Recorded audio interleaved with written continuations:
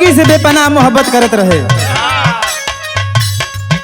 उ जब भेटाए तब उ लड़का अपन मन के बात वो लड़किया से बतावत बा, कहत बा का कहे, केहू केतनो लागी ब्यूटी तू सवाई बारू हो, केहू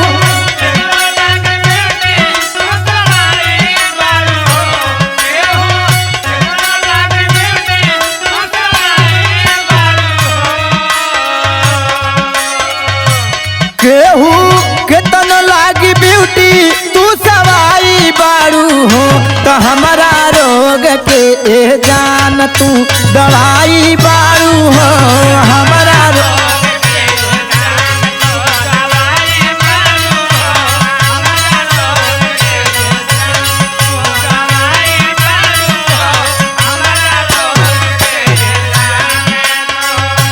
केहू केतनो लागी ब्यूटी तू सवाई बारू हो, केहू केतनो लागी ब्यूटी तू सवाई बारू हो, तो हमारा रोग के जान तू दवाई बारू हो, हमारा रोग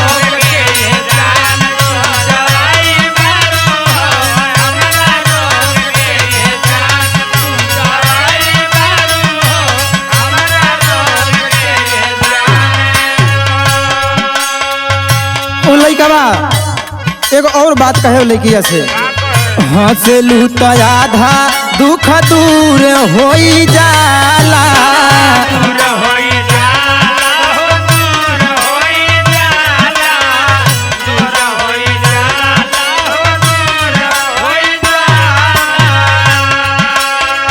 बिना सुई टाबलेट के फूर होई जाला,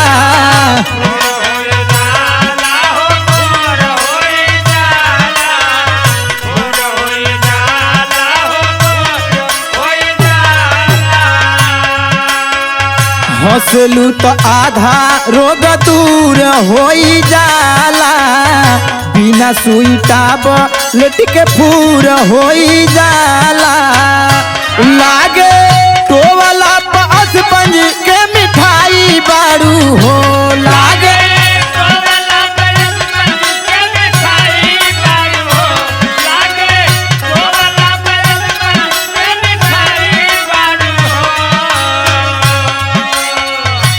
लागे टोवाला पयस पंज के मिठाई बारू हो, तो हमारा रोग के ए जान तू दवाई बारू हो, हमारा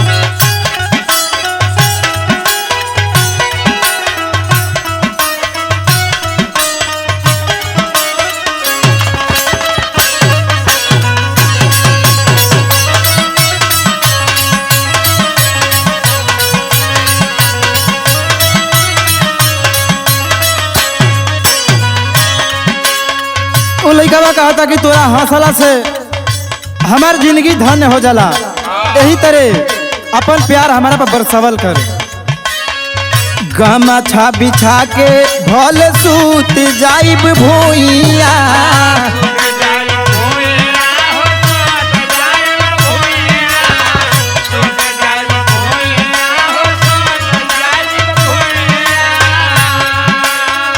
हमरे खाती तो सके गादा तू ही बारू रुइया,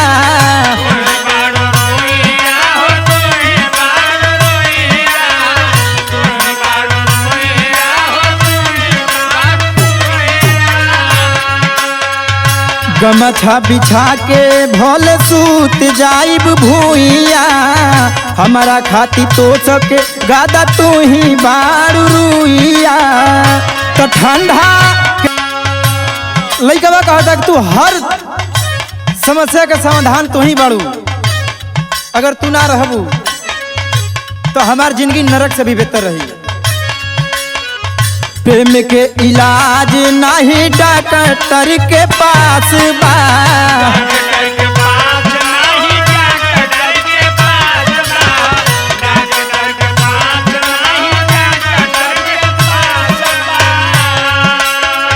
कब मिले आव तारू लागल इहे आस बा।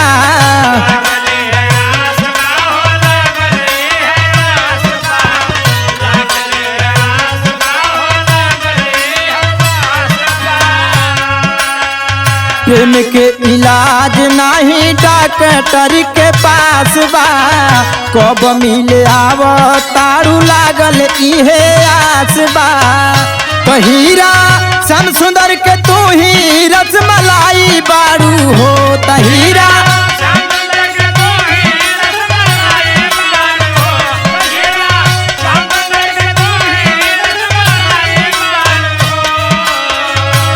हीरा श्याम सुंदर के तू ही रसमलाई बारू हो।